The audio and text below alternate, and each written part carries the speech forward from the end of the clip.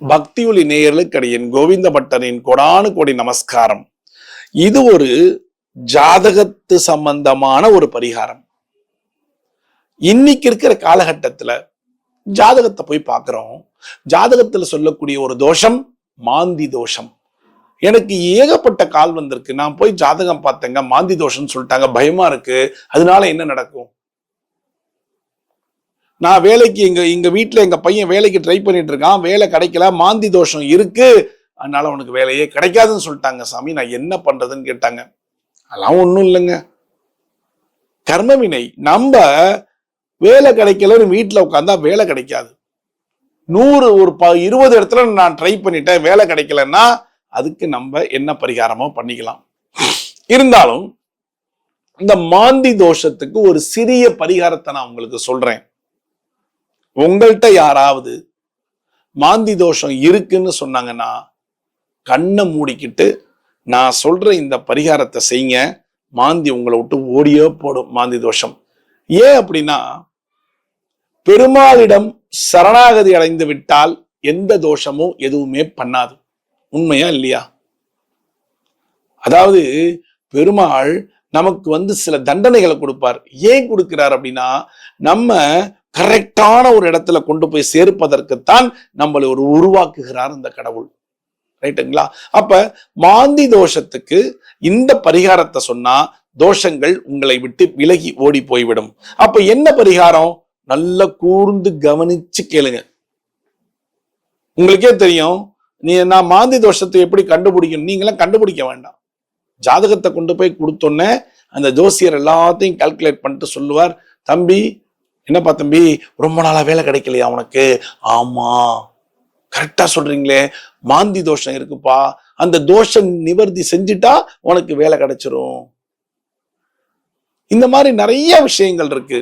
அவங்க சொல்லும் போதுதான் உங்களுக்கு தெரியும், ஓ மாந்தி தோஷத்துல மாட்டிக்கிட்டு இருக்கேன், அதனால வேலை கிடைக்கல. அதுக்கு என்ன பரிகாரம்? நான் சொல்ற பரிகாரம் செய்யுங்க. சிம்பிளான பரிகாரம் தாங்க. கவலையே படாதீங்க, காசே செலவில்லாது இருக்கும்.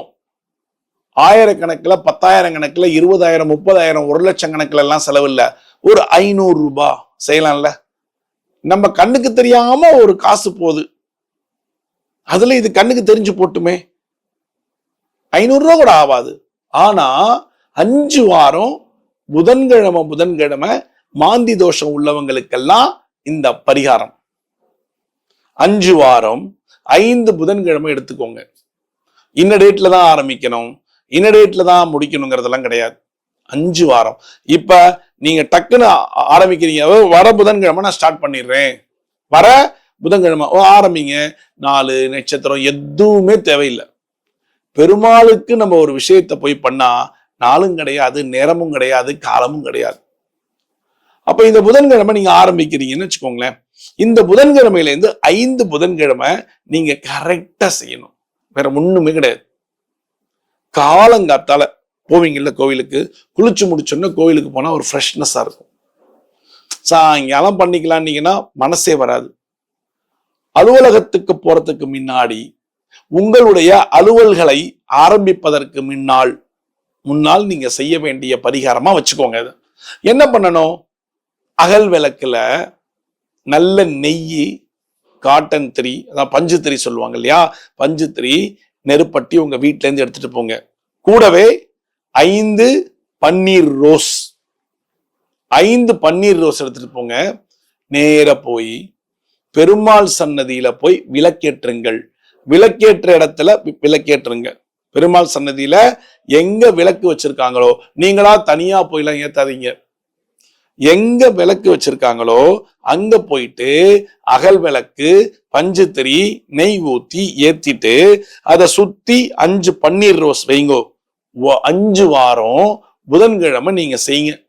5 வாரம் புதன்கிழமை செஞ்சுட்டு 5வது வாரம் முடியும் பொழுது பெருமாளுக்கு பொங்கல் நெய்வேத்தியம் வச்சு எல்லாருக்கும் கொடுங்க. உங்களுடைய மாந்தி ஓடியோ போயிடும். சரி, அடுத்த கேள்வி கேட்கலாம்.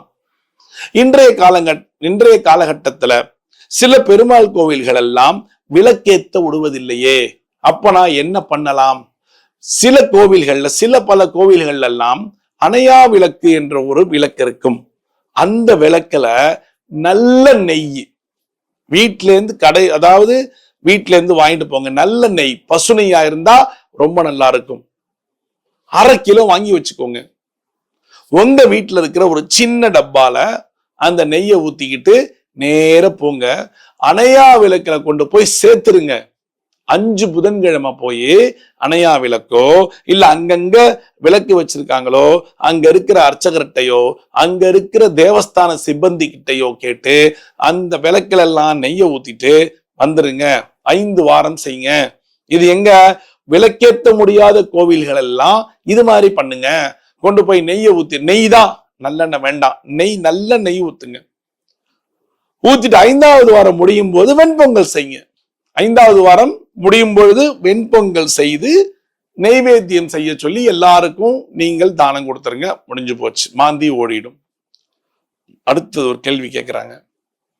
5 வாரம் புதன்கிழமை செய்ய சொன்னீங்க, 3 வாரம் புதன்கிழமை இந்த கோவில்ல செஞ்சுட்டேன், எங்க வீட்டு பக்கத்துல இருக்கிற பெருமாள் கோவில்ல செஞ்சுட்டேன், நான் டூர் போறேன், மீதி இருக்கிற 2 வாரமும் வேற ஒரு பெருமாள் கோவில்ல செய்யலாமா? தாராளமா செய்யுங்க, எல்லாம் வைப்ரேஷன் தான். தாராளமா 2 வாரம் செஞ்சுட்டு பொங்கலை மட்டும் உங்க வீட்டுல இருக்கக்கூடிய கோவில்ல போடுங்க. அது 5 வாரம் முடிஞ்சோன்னு போடணுங்கிற அவசியமும் கிடையாது. நீங்க உள்ளூர்ல இருந்தா செய்யுங்க, வெளியூர்ல இருந்தா 2 வாரத்தை பேலன்ஸ முடிச்சிருங்க. எப்ப வரீங்களோ அப்ப புதன்கிழமை தான் செய்யணும் இந்த பொங்கலை. அப்ப போயிட்டு புதன்கிழமை பணத்தை கட்டிட்டு வெண்பொங்கல் போட்டு எல்லாருக்கும் நைவேத்தியம் பண்ணுங்க சொல்லிட்டு வந்துருங்க. முடிஞ்சு போச்சு. புரியுதா? ஆனா அந்த புதன்கிழமை 5 வாரமும் நான்வெஜ் சாப்பிடக்கூடாது. அடுத்தது நீங்க 2 வாரம் வெளியில பண்ணிட்டீங்க இல்லையா, திரும்பி வந்து ஒரு புதன்கிழமை தேர்ந்தெடுக்கிறீங்க இல்லையா, அன்னைக்கும் நான்வெஜ் சாப்பிடக்கூடாது. ஒரு விரதம் மாதிரியே இருந்துருங்க. ஈஸி பரிகாரம்.